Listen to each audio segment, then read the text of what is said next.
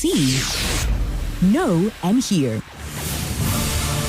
When you return that money, you hear the message. Whatever is not yours, even if you kill yourself, it cannot come. That's my opinion. So do share the facts on Hard Fact. Hard Fact. Hard Fact. 3 to 6 p.m. Live on 95.1 Nigeria Info. Let's talk. This is Hard Facts. Hard Facts. Hard Facts. On 95.1 Nigeria Info.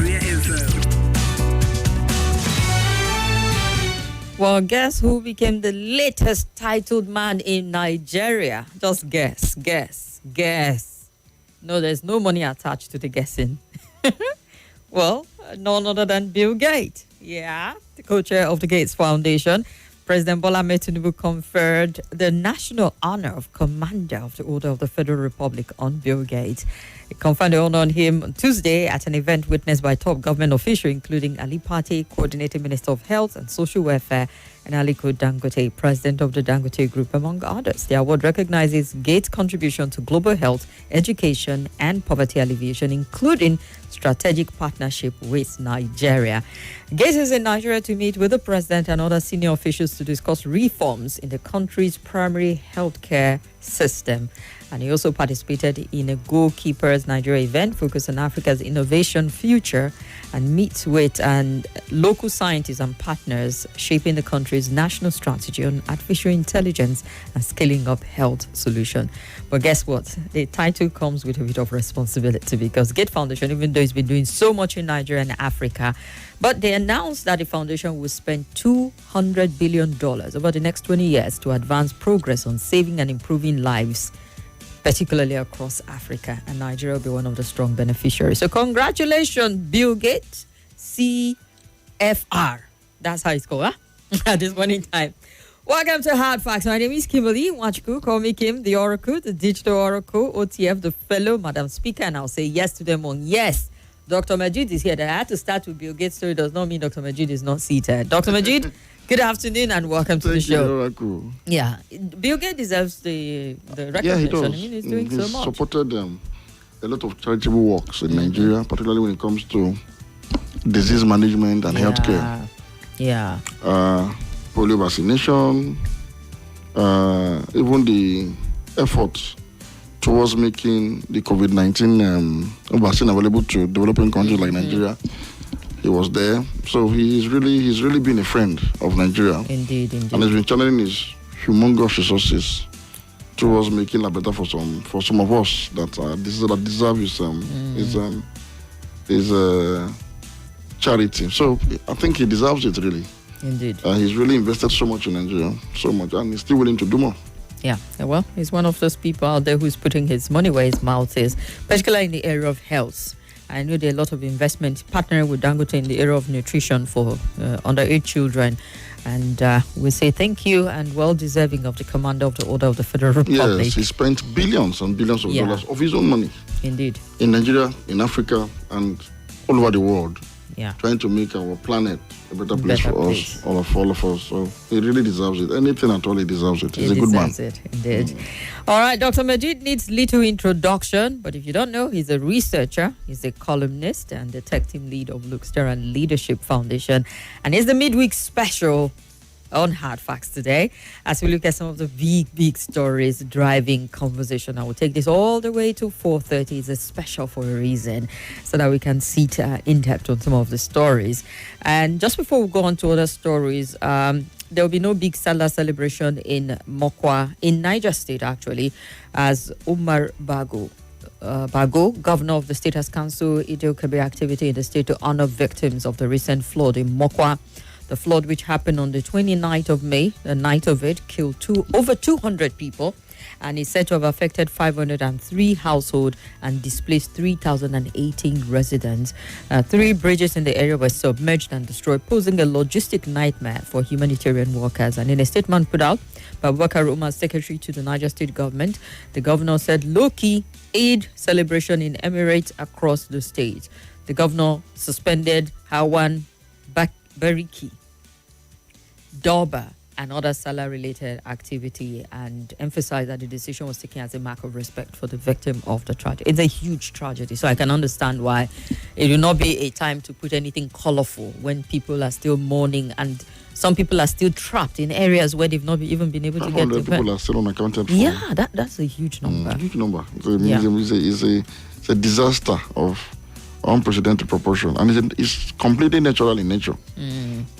Torrential rainfalls swept away homes, farmlands, bridges. And the thing, as much as you want to say government is, the only thing you can accuse government for is how they respond afterward, because with nature sometimes you can't predict. I've even seen when we were talking about Spain last year when it happened, with all of their planning and foreshadowing of it, but the nature of it was so overwhelming. And the only thing is to learn a lesson or two from this and probably prepare against such unprecedented happenstance next time. So I think for rescue workers, they've really put up their best within their limited capabilities.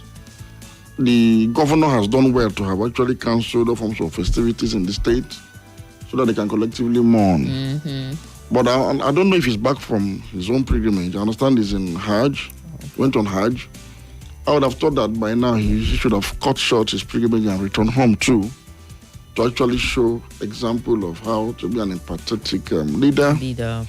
Otherwise, what he's done is in order. But I hope and pray that he returns home soon. He should have cut short his pilgrimage and return home to show, to demonstrate that he means all of this that he has put out. But nevertheless, this is also quite thoughtful of him. It simply shows that he places high premium on the lives of his own people. So we mourn with them as Nigerians. And I was also hoping that our president should have made a visit to Mokwa. And that has not happened yet. I'm still hoping and wishing that before the end of the week, before the Salah break proper sets in, it will be a very good thing for the president to visit Mokwa and physically assess what has happened and show concern and empathy towards citizens of his country. I don't think any leader anywhere in the civilized world will sit at home for a few days after such a disaster has taken place and not be present on the scene to actually commiserate with the people, to comfort the people, and to provide succor. So Mr. President still has opportunity to do that. It's late in the day, but it's not too late. I think he should endeavor to make a trip to Mokwa to go and be with citizens of his country, his own citizens, that are affected by this unprecedented level of natural disaster in Nigeria. We should thank God that Nigeria is immune from natural disasters, but climate change and some other factors appear to have kind of debunked that. So Nigeria is as vulnerable as another country. So on this, I think the president needs to do more than just express condolences. He should visit Mokwa. It is his responsibility as a leader to show empathy. You see, empathy is one of the qualities, one of the characteristics of leadership. And he needs to demonstrate that now. And whenever any such thing happens, the president must make sure he visits such places so that Nigerians can know that they have a leadership that cares for them. So this is the least he can do. He should visit Mokwa. All right. Okay, then. So our heart goes out to the family, and I know they will need a lot of money there to fix the level of devastation. Yes, the construction and rebuilding of the community, and probably, in this instance, enhance their flood management systems by putting in proper drains, since Mokwa has now become a place where such a thing has happened and may happen again. So that's one of the things that the president will need to go there and commit to and, actually say it through. So he needs to visit Mokwa. All right, then. The governor needs to come back from Hajj too. Needs to come back immediately. Well, give you update more of it as it develops around that area and what is being done for the people affected, and hopeful that we prayerfully hopeful that we find an account for the over 500 people who are still missing as we speak. Dr. Majeed, I know we talked about the shadow government business when it first started, but it feels like things are intensifying as the Department of State Services has asked the Federal High Court in Abuja to restrain Patutomi, Professor of Political Economy, from further making public comment or staging rallies to promote his shadow government. On the 5th of May, Utomi announced the formation of a shadow government. The initiative, launched virtually under the banner of the Big Ten Coalition Shadow Government, aims to serve as a credible opposition to the president's administration. The DSS thereafter filed a suit against the professor, saying the court to declare that the shadow government violated the constitution. And in a fresh application brought before the court, the Secret Service, through its counsel, Akinolu Kehinde, submitted that it gathered through monitoring and intelligence report that Utomi, who is out of the country and is due to return on the 6th of June, plans to stage road shows and rally under the guise of freedom of speech and association in a bid to cause public discontent in furtherance of his establishment of the purported shadow government and all of that. So, all the planned protests, riot, agitation that would ensue, well, they've already preempted what would ensue from it. If the purported action of the defendant, respondent, are not stayed, may lead to mayhem with a potential for anarchy, loss of lives and property. So at least this time around, they're taking through the court route. And I'm thinking, are we giving too much attention and the government giving too much attention to the shadow government business? Is it much of a threat? I mean, I know they do have shadow government in the UK. Their parliamentary system, they allow for, people to shadow and look at what the government is doing, the policies they're putting, and perhaps counter it. Would it be too much of a problem if we had something similar, even though none of our laws make provision for a shadow government? I don't know, but somebody should correct me. I don't also think that the British laws make provision for shadow government. I don't know, but probably it's a parliamentary practice. And I don't think it's a matter of law or constitutionalism. It's just a democratic parliamentary practice. So, to that extent, I just think that it's not a matter of legality or legalese, if you ask me.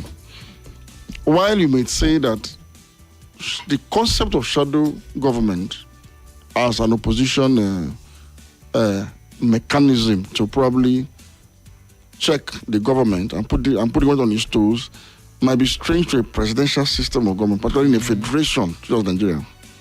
And that does not make it entirely illegal, even though, it's before the law courts. I'm sure the courts will decide that. What for me it simply means is, and what is shadow government in any way, in any case, if, for example, you are a party, you belong to a party A, and the party B is in power, and then they have a finance minister who has come up with one or two policies or so.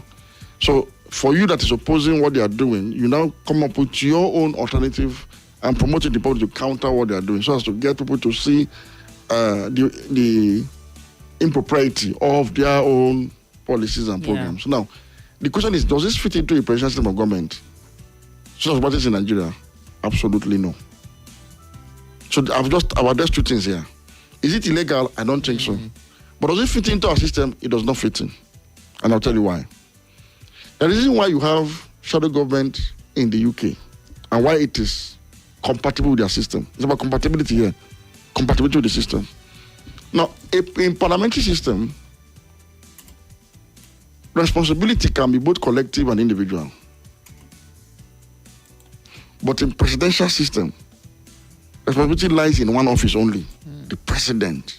All the ministers are exercising the authority of the president, according to Section 4 of our Constitution. Meaning, for instance, in a presidential system, you can't hold a minister under Tinubu's government liable for his own actions and policies and programs. That is Tinubu's actions, program, and policy that is implementing. He can't be held liable. In fact, the law courts in Nigeria have ruled in this regard in Adoke versus Federal Government of Nigeria.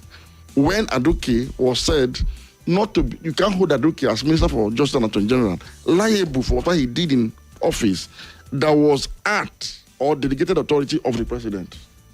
It's already a settled matter in law. So you can't be checking in the ministers, you can check the president and his policies broadly. Or you can critique it, you can bring up alternatives to it. So when you bring up a shadow cabinet now to start checking ministers, it is the president's policy they're implementing essentially, it is not theirs. I don't know if you understand. That's on one hand.